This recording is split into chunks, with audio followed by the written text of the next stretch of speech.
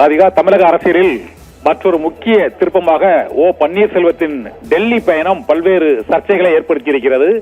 மீண்டும் தேசிய ஜனநாயக கூட்டணியில் இணைவதற்கான முயற்சியாக ஓபிஎஸ் டெல்லி சென்றிருக்கிறாரா, அல்லது அவரது தொண்டர்கள் உரிமை மீட்பு கழகத்தை கட்சியாக பதிவு செய்வதற்காக தேர்தல் ஆணையத்தில் அவர் பதிவு செய்வதற்காக சென்றிருக்கிறாரா, அல்லது இறுதிக்கட்ட நிபந்தனைகளை பாஜக தலைமையிடம் தெரிவித்து விடுவதற்காக சென்றிருக்காரா என்ற பல்வேறு சர்ச்சைகள் எழுந்திருக்கின்றன. இதற்கிடையே உள்துறை அமைச்சர் அமித்ஷா, குடியரசு துணைத் தலைவர் சிபி ராதாகிருஷ்ணன் மற்றும் பாஜகவின் தலைவர் ஜே பி நட்டா உள்ளிட்டவரையும் சந்தித்து அவரது தமிழக அரசியல் முடிவு குறித்து கருத்து தெரிவிப்பதற்காக அவர் சென்றிருக்கிறார் என்றும் கூறப்படுகிறது. இதனால் அவர் டிசம்பர் 15ஆம் தேதி முக்கிய அறிவிப்பை வெளியிடப் போவதாக கூறியிருந்த நிலையில் அடுத்த கட்ட திருப்பமாக அந்த அறிவிப்பை அவர் வெளியிடுவாரா, அல்லது மீண்டும் தேசிய ஜனநாயக கூட்டணியிலேயே இணைவாரா என்ற கேள்வி எழுந்திருக்கிறது.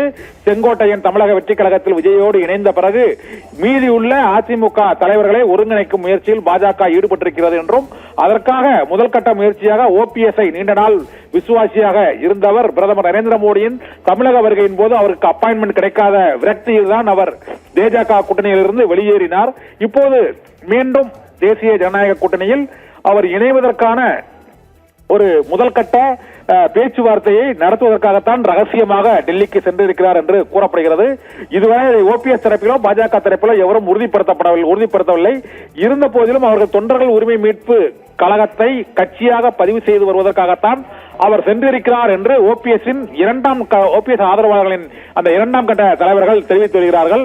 இந்த சூழ்நிலையில் அவர் அங்கு பாஜக தேசிய தலைவர் ஜே பி நட்டா மற்றும் உள்துறை அமைச்சர் அமித்ஷா மற்றும் குடியரசு துணைத் தலைவர் சிபி ராதாகிருஷ்ணன் ஆகியோரையும் ரகசியமாக சந்தித்து பேசுவதற்கு திட்டமிட்டிருப்பதாகவும் கூறப்படுகிறது.